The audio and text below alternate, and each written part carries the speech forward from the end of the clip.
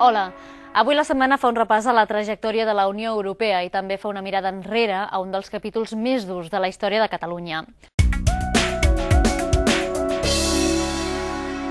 A la setmana hem fet un exercici per mantenir viva aquella memòria històrica i hem parlat amb persones que van viure i sobreviure a les bombes. Algunes, i ara ho veurem, fins i tot en refugis sota terra. Estàvem en una classe d'estudi i es va posar la ràdio, que se sentia de fondo, diguéssim, a cridar tots els locutors. Oh, què passa? I se sentiu, i ara, què passa? I els locutors estaven desconcertats. Era 13 de febrer de 1937, quan Barcelona va ser bombardejada per primera vegada. La Montserrat tenia 18 anys quan l'exèrcit italià aliat de Franco va atacar la ciutat. L'objectiu, destruir la fàbrica de motors d'aviació que la família Elizalde tenia al carrer Rosselló. Van morir almenys 18 persones, però la fàbrica va quedar intacta. Van ser alemanys i italians que en teoria s'havien declarat neutrals i aleshores això, Barcelona i altres ciutats, perquè hem de recordar que altres ciutats de Catalunya, inclús de l'estat espanyol va haver bombardeig, va ser com un banc de prova general de nou armament. I aleshores seria una mica on es va provar, on es van fer els assajos sobre el terreny després el que seria l'aviació de la Segona Guerra Mundial. Aquell va ser el primer dels més de 170 bombardejos que van sacsejar la ciutat comtal durant la Guerra Civil. Els avions italians i alemanys van fer de Mallorca la seva base militar. La proximitat de l'illa permetia als aliats de Franco repetir els atacs amb molta freqüència i sempre de sorpresa. Van intentar utilitzar diferents sistemes de bombardeig.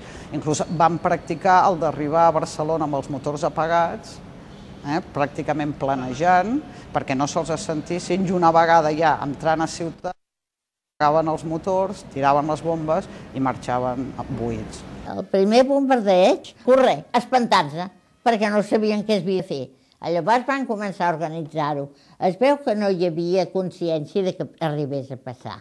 I els va agafar de ple, i en els altres també. I veies la gent que sortia pel carrer i els veies un amb un matalasset a l'esquena, que tothom s'anava a refugiar cap als afares o en les estacions de metro. Però la improvisació va durar poc. Calia organitzar-se per evitar més víctimes. El govern va crear la Junta Local de Defensa Passiva i es van establir les normes a seguir en cas de bombardeig. Per exemple, de cada edifici hi havia un encarregat d'edifici. Quan sonaven les alarmes, aquest encarregat d'edifici havia de fer tots els veïns de l'escala, havien de tancar totes les portes, havien de tancar les claus de gas, etc. Havia d'agafar la porta de l'edifici, fer que tothom anés als refugis i una vegada estar als refugis ja tancaven.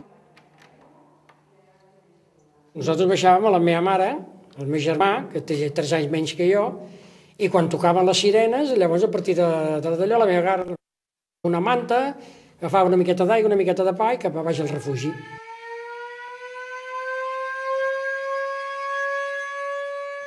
En només 3 anys, grups de veïns i la mateixa Generalitat van construir més de 1.300 refugis sota terra, un d'ells als baixos d'un edifici del carrer Mallorca, on en poc més de 5 anys el Manel Bax i la seva família s'amagaven a 20 metres de profunditat per protegir-se de les bombes.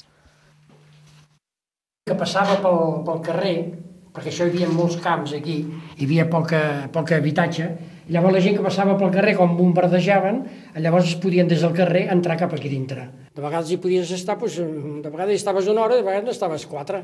Quan les forces estaven en retirada cap a la banda de l'Ebro, llavors és quan es bombardejava ja la Barcelona i d'allò.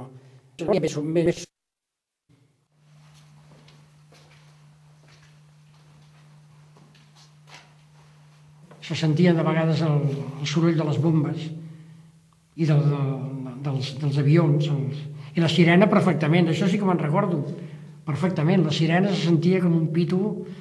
Xiulet de la bomba per sobre del... El xiulet per sobre de la ciutat. Gratosíssim, perquè sents que va creixent, i quan és a sobre teu és un so estrident, que només allò ja et posa la pell de gallina.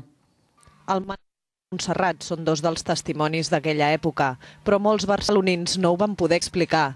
Es calcula que uns 2.500 barris com la Barceloneta van quedar devastats per les bombes. Un dels pitjors atacs va ser a la plaça aeri.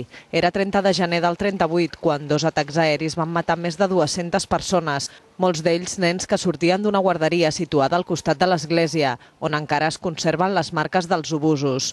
Episodis com aquell van colpejar la moral dels barcelonins. Arribes un moment que dius que et caigui d'una vegada, que et deixin, que et caigui, i no em mereixis més, prou, ens morim, s'ha acabat. Els que tenim les nostres creences ens passa això, que, mira, et conformes, perquè arriba un moment que et conformes, dius, bueno, moriré. Però aquesta angoixa d'estar pensant, aviam si aquesta nit...